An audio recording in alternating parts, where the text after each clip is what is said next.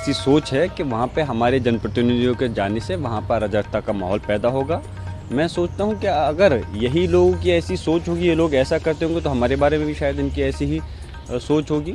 हमारा जाने का मकसद कोई राजनीति करना नहीं है।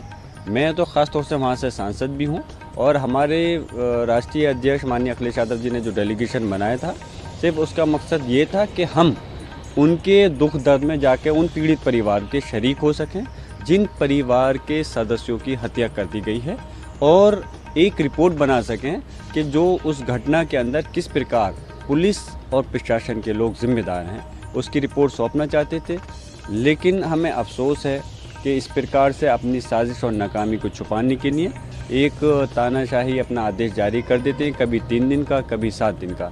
हमारी पार्टी ने इंसाफ दिलाने के लिए माननीय राष्ट्रीय अध्यक्ष अखिलेश यादव जी ने पूरी मजबूती के साथ में बीड़ा उठा रखा है। मैं उनका भी शुक्रिया अदा करता हूं, और जो पीड़ित परिवार हैं उनको 5-5 लाख रुपए देने की पार्टी की तरफ से सरकार से हम मांग करते हैं। मुआवजा दे, हत्या की गई है उनकी, तो क्यों मुआवजा नहीं दोगे? सपा 5-5 लाख देगी सभी। बिल्कुल, समाजवादी पार्टी ने, माननीय अध्यक्ष अखिलेश यादव जी ने ये ऐलान किया है, पार्टी की तरफ से 5-5 लाख रुपए पीड़ित परिवार को दिए जाए। क्योंकि सांसद है, क्या आपको भी जाने से रोका जा रहा है, और सदन में आपकी भूमिका क्या होगी संभल? बिल्कुल, परसों मैं जा रहा था और पूरा डेलीगेशन अलग अलग मुख्तलिफ जगह से जा रहा था, तो उनको रोका गया और ज़बरदस्ती जब मैं यहाँ से निकला, हमारे साथ और भी माननीय सांसद थे, तो उनको रोक दिया गया और विदाउट एनी रीज़न, कोई नोटिस नहीं दिया, कोई आदेश की कॉपी नहीं दी, लेकिन कहा कि हमें जाने का आपको आदेश नहीं है। तो इसलिए हम संसद के अंदर जहां हम संबल की चर्चा का मुद्दा उठाएंगे, वहाँ हम ये भी मुद्दा उठाएंगे किस प्रकार सांसदों के अधिकारों का उल्लंघन किया जा रहा है।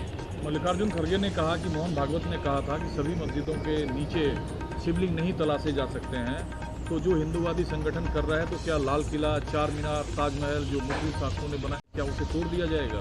समझ में नहीं आता। एक तरफ ये लोग जो अपने प्रमुख हैं मोहन भागवत जी को मानते हैं और उनकी बातों का पालन भी नहीं करते।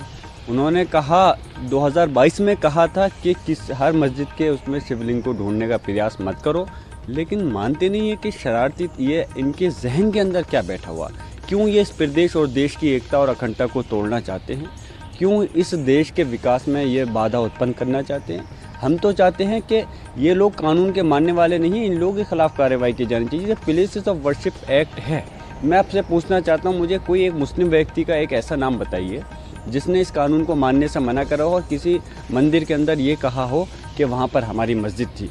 हम तो कानून को मानना है और उसका पालन करना है, इससे बड़ा हमारे लिए और क्या उदाहरण हो सकता है। लेकिन जिस सर्वे को सुप्रीम कोर्ट में पिटीशन दायर की है कि सुप्रीम कोर्ट ऐसे किसी भी याचिका को सुनने से निचली अदालतों को मना करे जिसके आदेश पर सर्वे होता है।